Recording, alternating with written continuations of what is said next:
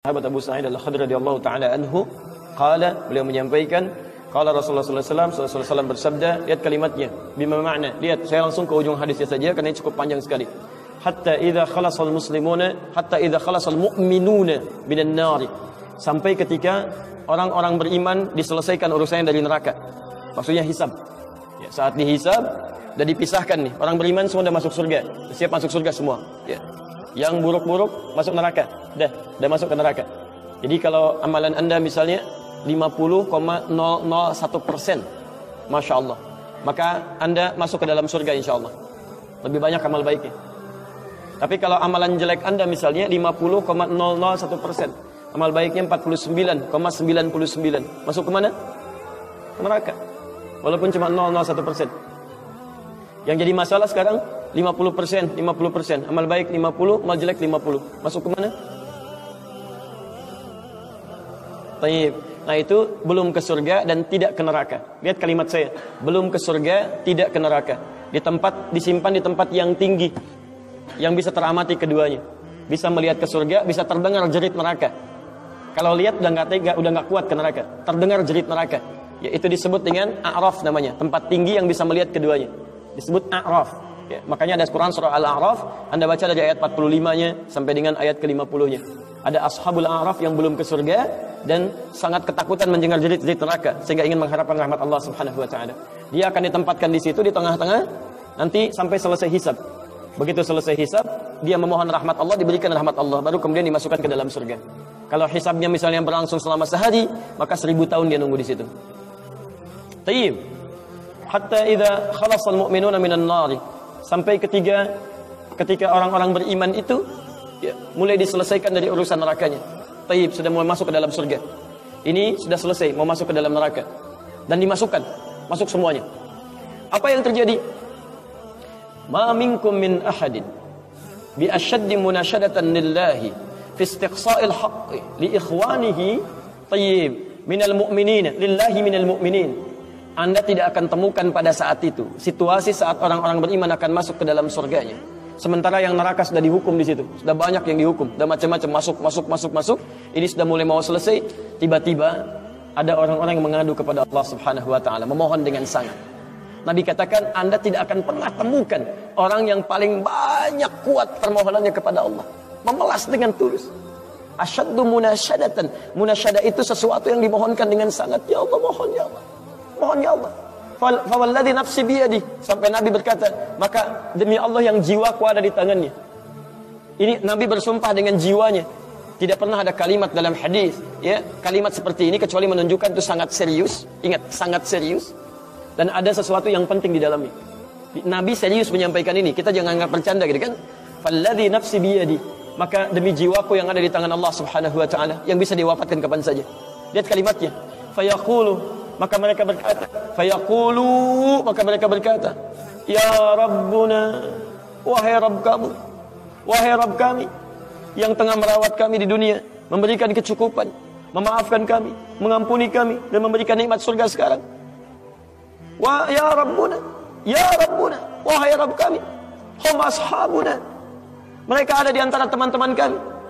Dalam kalimat yang lebih kuat, kalimat yang menggunakan ikhwan, kata ikhwan, hum ikhwanuna. Hum ikhwanuna, mereka saudara-saudara kami ya Allah. Hum yasumuna ma'ana, ada orang-orang yang berpuasa bersama kami saat di dunia. Yusalluna ma'ana, kanu yusalluna ma'ana, mereka salat bersama kami saat di dunia. Jadi tiba-tiba ada sekelompok ikhwan yang datang kepada Allah, yang kehilangan saudaranya. Kok nggak ada di surga gitu kan? Ketika dia mau berangkat, padahal dulu punya cita-cita yang sama dan sebagainya, tapi karena bekalnya tidak cukup, sebagian ada yang masuk ke dalam neraka. Tiba-tiba mengatakan kepada Allah dengan permohonan yang sangat, ya Allah, saya kehilangan saudara saya. Ya Allah, saya kehilangan saudara saya. Ya Allah, dulu kami puasa sama-sama. Ya Allah, dulu kami sholat sama-sama. Ya Allah, dulu kami ibadah sama-sama. Ya Rabb, kami tidak temukan dia di sini. Ya Allah, mohon, terus mohon. Sampai ketika puncak pada permohonannya, tiba-tiba Allah berfirman, akhriju man araftum. Hei para malaikat, keluarkan orang yang dikenali oleh orang-orang ini, yang disebutkan tadi. Keluarkan mereka dari neraka. Tiba-tiba dikeluarkan. Bertemulah orang-orang ini dengan temannya. Sampai Allah kemudian dengan rahmatnya katakan lagi, akhriju man kana fi qalbihi mithqala dzarratin minal iman. keluarkan sampai yang ada titik terkecil iman dalam hatinya, keluarkan dari neraka. Bahkan hadis ini ada di Al-Bukhari nanti, ya ada di Al-Bukhari nomor hadis ke-14 posisi paling kiri sebelah bawah, ya, tayyib, sampai mereka kemudian dikeluarkan dalam keadaan gosong, sudah mulai terbakar habis dan dimasukkan ke dalam surga kemudian. Setelah selesai hisabnya di dalam nerakanya, dikeluarkan dari situ. Jadi ada orang-orang yang dengan syafaat temannya bisa keluar dari neraka, masuk ke dalam surga, ada yang sama sekali tidak membantu itu. Ya, dosa-dosa yang begitu besar tidak bisa keluar dan kekal dia di dalam neraka. Walaupun dia merasa beriman kepada Allah, tapi digugurkan keimanannya dengan ibadah-ibadah yang melanggar ketentuan Allah, seperti syirik dan sebagainya.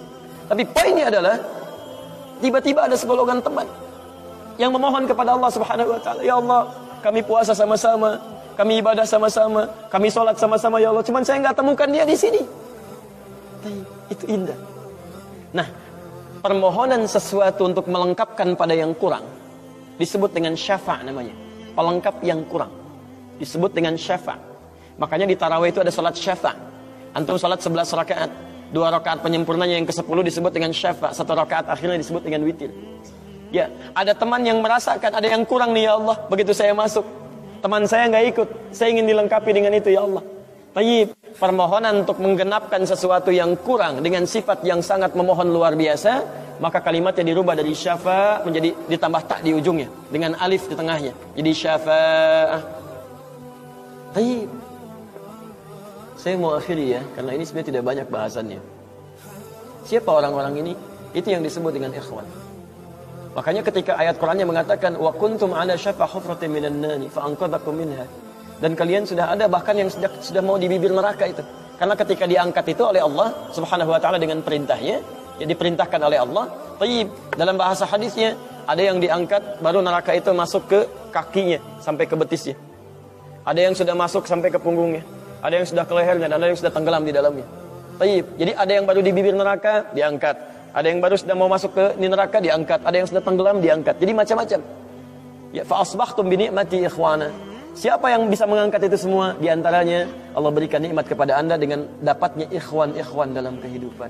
Cuma itu yang bisa menolong Anda di hari akhirat, teman-teman terbaik selain syafaat-syafaat yang lainnya.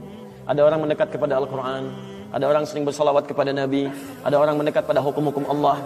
Ada orang-orang yang belum bisa maksimal menunaikan itu semua, dia cari teman-teman yang soleh yang menunjukkan pada kebaikan-kebaikan. Bukankah sering Anda dapati seperti itu? Mungkin Anda bersahabat dengan teman yang tingkat ibadahnya jauh di atas Anda. Anda masih sibuk dengan urusan dunia, tapi masih menunaikan sholat, masih puasa, tapi karena kesibukan dunia Anda, Masya Allah, kurang bekal ibadah Anda.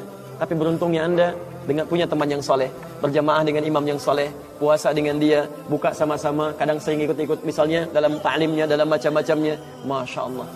Maka tiba-tiba ketika Anda dikenal oleh dia, diingat oleh dia, di akhirat nanti tidak ditemukan Anda. Ya Allah, dia kawan saya ya Allah, dia teman saya ya Allah, dia saudara saya ya Allah. Kami pernah ta'lim sama-sama ya Allah, kami pernah puasa sama-sama ya Allah, kami pernah sholat berjamaah sama-sama ya Allah. Mohon jangan pisahkan ya Allah, jangan pisahkan. Tanya, sudahkah Anda punya teman seperti itu yang bisa menolong dalam kebaikan? Kalau belum temukan, cepat cari mumpung masih hidup. Sebab kalau sudah kehidupan itu berakhir, tidak mudah untuk menemukannya. Maka pastikan di kantor Anda, teman Anda bisa membawa Anda ke surga. Pastikan di rumah Anda, pasangan hidup Anda adalah teman yang bisa membawa Anda ke surga. Pastikan di tempat kehidupan Anda, siapapun tetangga Anda, kerabat Anda, teman-teman sekolah anak Anda adalah teman yang bisa mengingatkan dan membantu Anda untuk mencari Anda bisa masuk ke dalam surga. Dan saya mohon pada Anda semuanya, tolong ingat ini ya, baik-baik. Kalau nanti di akhirat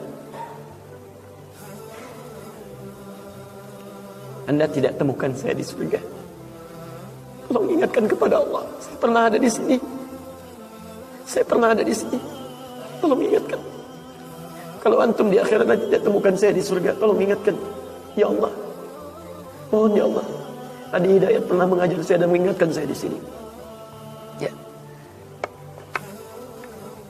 Subhanakallahumma wa bihamdika asyhadu an la ilaha illa anta astaghfiruka wa atubu ilaik. Wa akhiru da'wana alhamdulillahi rabbil alamin. Assalamualaikum warahmatullahi wabarakatuh.